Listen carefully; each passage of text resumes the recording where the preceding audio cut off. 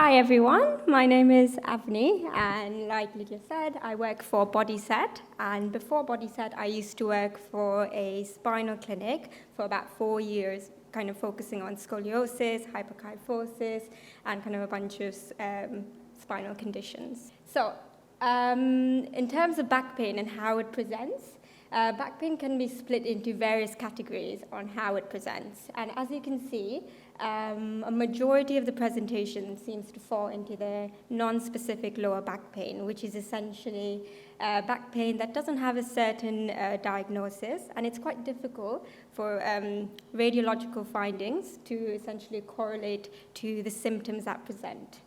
A small proportion also of this kind of non-specific lower back pain, also known as mechanical back pain, also presents with radicular symptoms, and then a very small percentage kind of presents with these more serious underlying pathologies, which we usually would refer on to kind of either an X-ray, to a specialist opinion, or if we suspect cauda equina, then A&E immediately. So when we look at back pain and the kind of timeline on how it presents, an acute injury of back pain, the pain response to an initial injury is usually quite acute, and it can last from anywhere from a few days to a couple of weeks. This is usually the tissue's normal healing process, and kind of gradually heals by itself. And at this point, in terms of physiotherapy, what we try to do is, as much as possible, kind of optimize the healing process by giving kind of pain management strategies, getting the patient less fearful about moving so that they can get back to moving as soon as possible. Now, sometimes this acute pain eventually progresses on to chronic back pain, and this is when usually the back pain exceeds the body's normal kind of healing process, and usually kind of lasts for longer than 3 months and kind of comes and goes and lasts for years even. So at this point, when it comes to the physiotherapy management, it changes slightly because the nature of back pain becomes a lot more complex, and therefore the interventions that are used become much more kind of focused around a biopsychosocial model, which I'll come to a little bit later on in the presentation. And it's just a bit more intensive in terms of how it's approached. So it's important to understand why this acute pain eventually progresses on to something chronic, despite kind of exceeding the normal tissue healing process. So when you take an injury, that acute flare-up, a patient experiences pain, and there's 2 ways in which that can go. The first way is they're kind of okay, they accept the pain, they confront it, and the recovery is quite positive. But sometimes what happens is there's this negative kind of belief system and this kind of idea that the illness is quite threatening, and that can often lead to kind of a patient being kind of over-catastrophic. They start having this fear around moving, and they become quite stiff and rigid and quite hyper-vigilant with moving. And that leads to further physical kind of disability, which obviously has a role on your mental health as well, and can kind of enter this kind of vicious cycle of constant pain that comes and goes. So we want to be very kind of mindful about trying to make sure that we bring our patients out of this, and as much as possible, bring them into a positive mindset, decrease the threat of pain, and essentially that allows for better recovery. So here's just sorry about the blurriness, but these are kind of snapshots of the NICE guidelines currently, which suggests that regardless of whether back pain presents with radicular pain or is non-specific lower back pain without radicular pain, the general kind of consensus and the recommendation is conservative management, which we all know already. And when the patients are not improving, or we start seeing that there's a development of red flags, that's when we want to kind of refer on for further investigation to see kind of what's happening and why there's that constant pain that doesn't seem to be improving through exercise or kind of any conservative approach.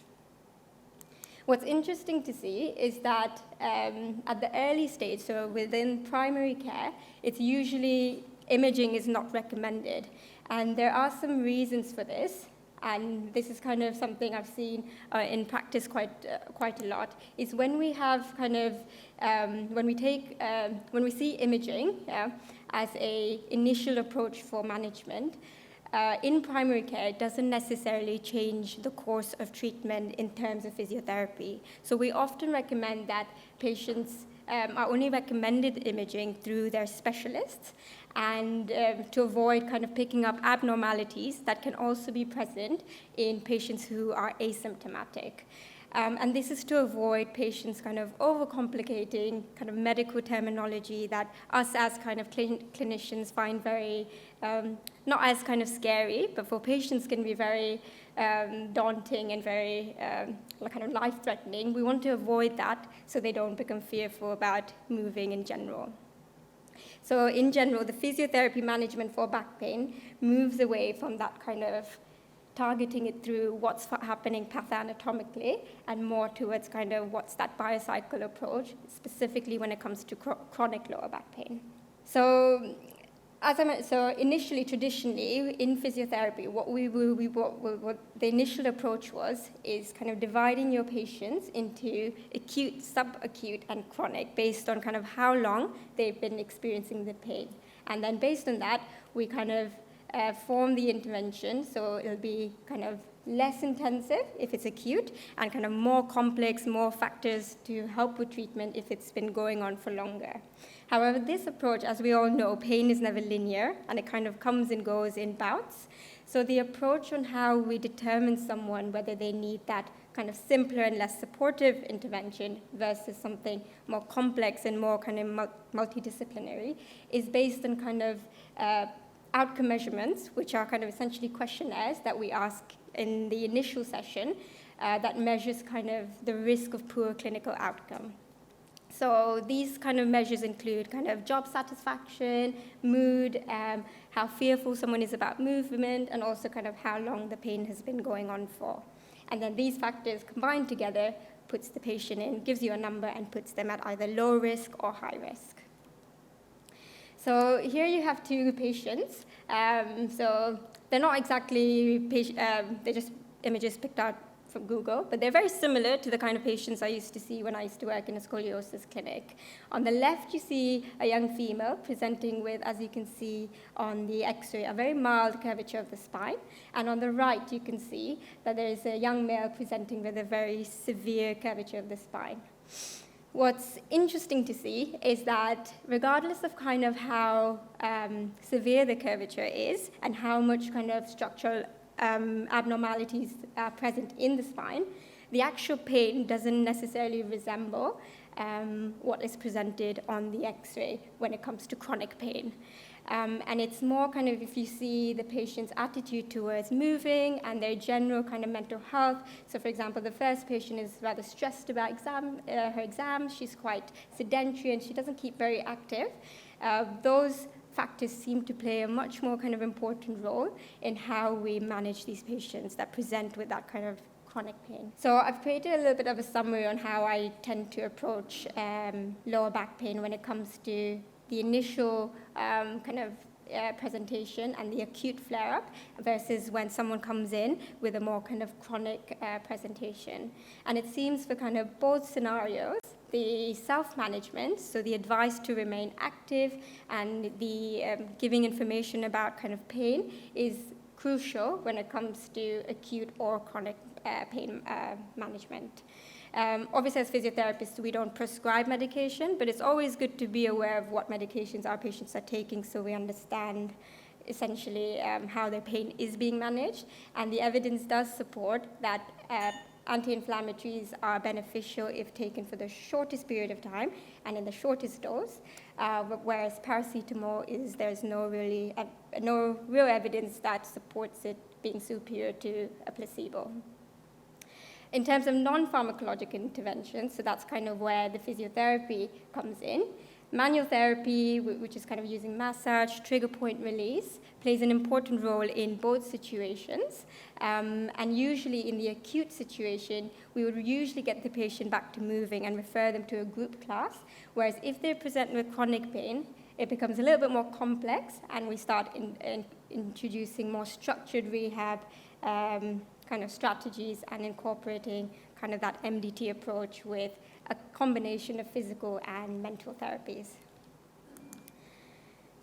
So when it comes to the physical aspect of treatment, so this is a large part of what we do, which is exercise prescription. And my key kind of points when it comes to this is, firstly, I try to find the movements that are most comfortable for the patient.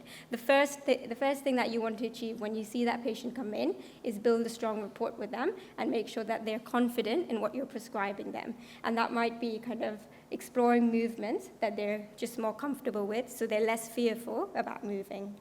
You want to keep the pain at a minimal threshold, so we're not heightening their sensitivity to pain. And if they present with like leg pain and radicular pain, you don't want to push through too much pain, because in general, your nerves take a lot longer to heal. And once they flare up, it's very difficult to calm them down. And that's going to affect how your patient responds to your advice. And then isometric holds, essentially kind of strengthening muscles in a fixed position, is a really good option to get the muscles contracted and to make sure that we're getting a little bit of activation in a pain-free range, but still building strength and endurance long term. And once I've kind of brought these exercises in, eventually, once the patient gets more confident with moving and they're kind of moving in a better quality and kind of more consistent with it, you want to start introducing more functional movements just so that they can take that back functionally day to day. So an exercise that I quite like giving is the one on the bottom, for example, the open and closed book, which is a thoracic mobility exercise, which tends to be quite effective when patients come in presenting with a very stiff thoracic spine, because the stiffer the thoracic spine is, the more load that goes down into the lumbar spine. So we want to try to mobilize that as much as possible to essentially address that imbalance. So the physical aspect is obviously a large part of what we do, but we want to take into consideration also how we approach our patient in terms of how we communicate. And what I tend to do in my practice is to make sure that the words that I use are not causing fear in the patients that come in. So we want to stay away from saying phrases like, you have 2 damaged discs, and if you bend forwards, you're going to damage them further. And you want to kind of use more kind of positive terminology, where you explain to the patient, yes, your spine is actually quite strong, and in fact, it's the muscles and the tension around the muscles right now that are resulting in your back not moving as properly as they should be. And there's always a way in which you can adapt the exercises so that you can do what you need to do with minimal pain. If this doesn't seem to work, it's kind of like finding other strategies, see what kind of works for the patient, and then if it still kind of seems like the pain is staying constant or getting worse, that's when I would definitely refer on for specialist opinions.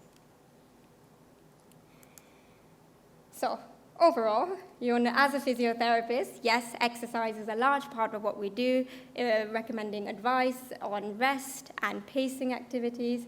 But I think education is such an important part when it comes to lower back pain management, because I feel like the more the patients learn about why their muscles are acting the way, are getting tight, why their muscles are weak, and how the exercises are helping this, that gives them the reassurance and the confidence to kind of be involved in strengthening program and a mobility program, and essentially they start taking a more active role in their treatment as opposed to this more passive approach.